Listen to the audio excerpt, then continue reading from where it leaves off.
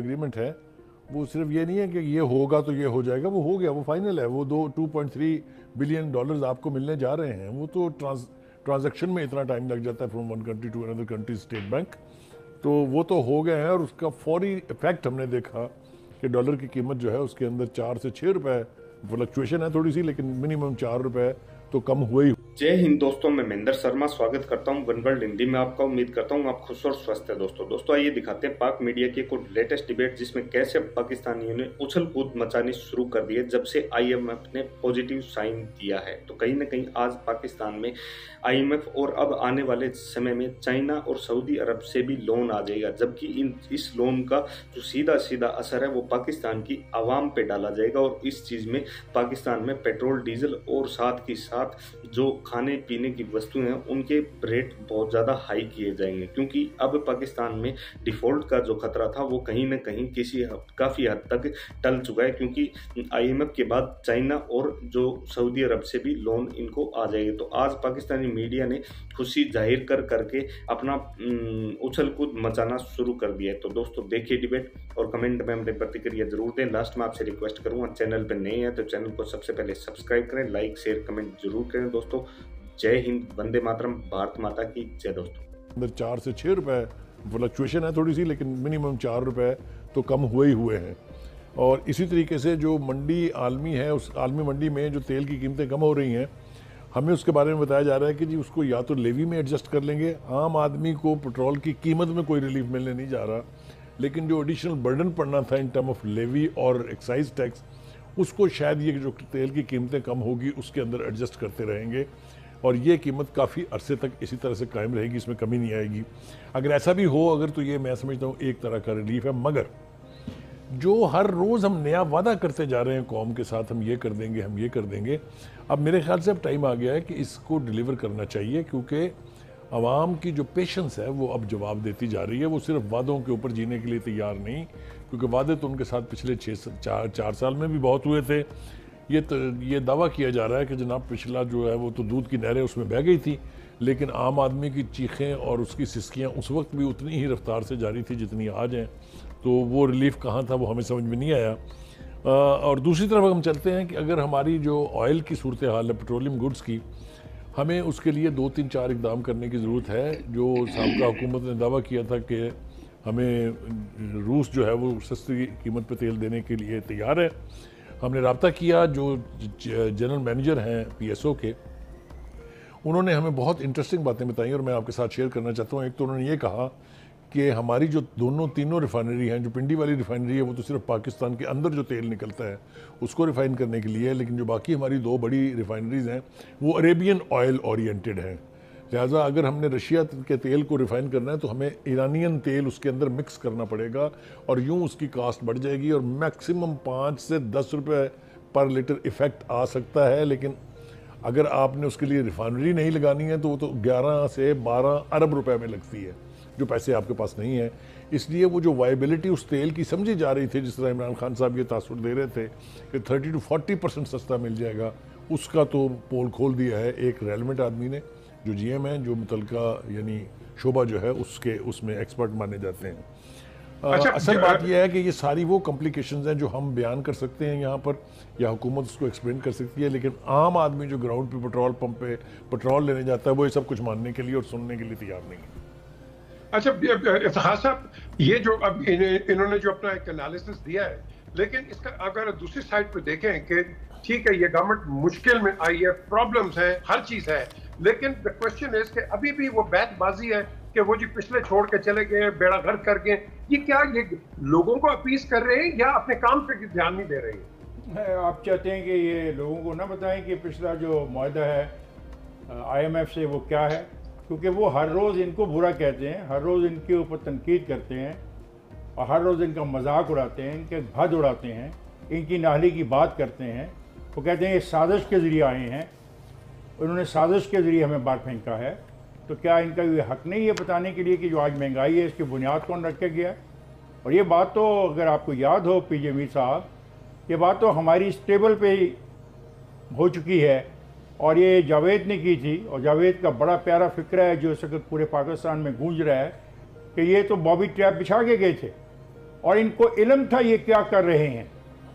ऐसा नहीं कि ये जानबूझ के नहीं किया, ये जानबूझ के किया गया, नोइंग वेरी वेल। जिस तरह आज हकायक सामने आ रहे हैं कि कुछ कह रहे हैं कि जी हमारे खिलाफ साजिश 1 साल से जारी थी, तो अगर 1 साल से साजिश जारी थी और उनके इल्म में था तो फिर ये फिक्रा बिल्कुल जावेद का दुरुस्त है कि बॉबी ट्रैप था। जब IMF ने कहा कि आपने पैसे बढ़ाने हैं तो क्यों नहीं बढ़ाएंगे?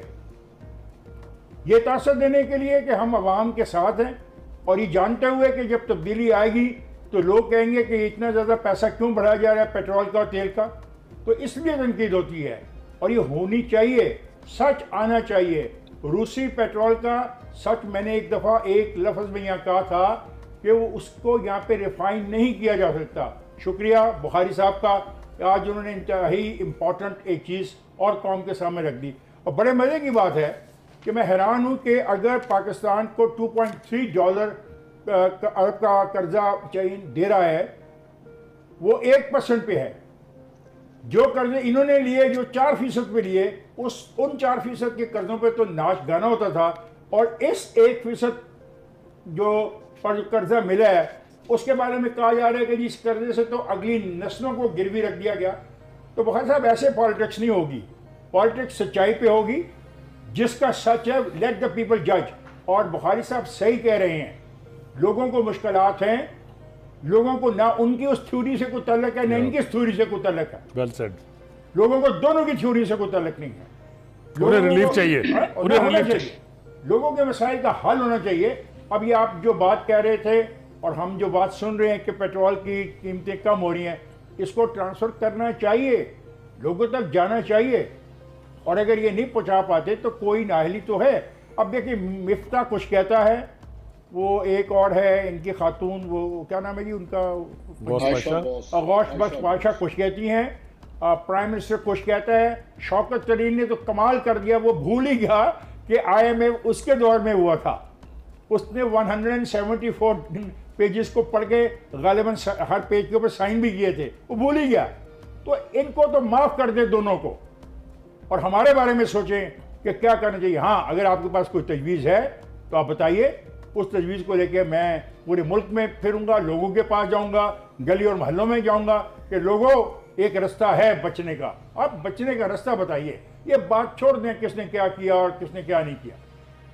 बिल्कुल सही आपने कहा खास साहब, यही तो वजह है कि पिछली गवर्नमेंट कहती रही ये करप्ट है 90% टाइम लेट्स गो फॉरवर्ड। नहीं sir, you can't go forward because आप मुझे बताए ना, नंबर 1 आप सुने तो सही, नंबर 1 आप फॉरवर्ड की बात करते हैं, आपने कोई प्लान अभी बताया है कि $2.3 बिलियन? जावेद आप जवाब देंगे, बिल्कुल मिलेगा, कहाँ होगी? देंगे। ये जो लेवी लगा रहे हैं, ये जो टैक्स बढ़ा रहे हैं, ये यहीं से कलेक्ट करके देंगे, और कहाँ से कलेक्ट करके देंगे? आपको समझ नहीं आ रही? कमाल है। अच्छा पीजे, प्रॉब्लम क्या है? प्रॉब्लम ये है कि पाकिस्तान का जो इस वक्त सबसे बड़ा अलमिया है कि यहाँ माशाल्लाह सारे सियासतदान हैं और लीडर कोई नहीं है। और ये वो सियासतदान है, फिर इफ्तिखार साहब मुझसे नाराज होंगे, ये जब अपोजिशन में होते हैं तो इनके बयानात कुछ और होते हैं, उस वक्त इनको हुकूमत में कीड़े नजर आ रहे होते हैं, और जब ये हुकूमत में आते हैं तो ये समझते हैं ये पाकिस्तान की सबसे अच्छी हुकूमत चला रहे हैं, और जो पिछली हुकूमत थी वो टोटल गंद घोल के गई है और उस गंद को ये साफ करेंगे।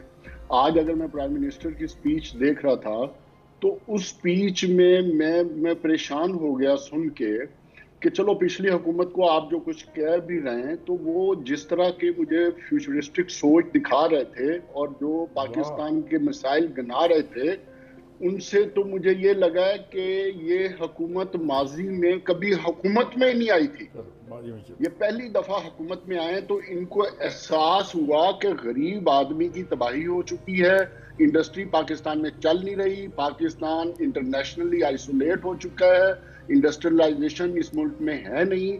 और मैं हैरान हूँ कि ये बयान वो दे रहा है जो जिसकी पार्टी 3 दफा इस मुल्क में इक़्तिदार में रही। तो ये तो एक दूसरी बात थी। जहां तक इस वक्त बात हो रही है महंगाई की और ओवरऑल $2.3 बिलियन जो चाइना से आया, देखें डेफिनेटली पाकिस्तान इस वक्त अपनी तारीख के मुश्किल तरीन माशी मुश्किलात से गुजर रहा है। आपके पास इतना प्रेशर है कि आपके पास रिजर्व इस वक्त 1 हफ्ते के फॉरेन रिजर्व हैं। इससे ज्यादा आप चल नहीं सकते। ये $2.3 बिलियन आपको मंडे को आने, डेफिनेटली पाकिस्तान को इससे रिलीफ मिलेगा।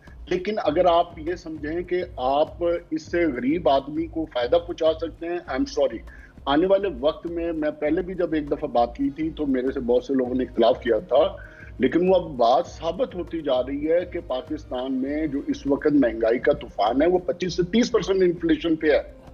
जब आपके डॉलर ऊपर है, जब, और मजे की बात किया जिसकी तरफ पीछे आपने बात की थी,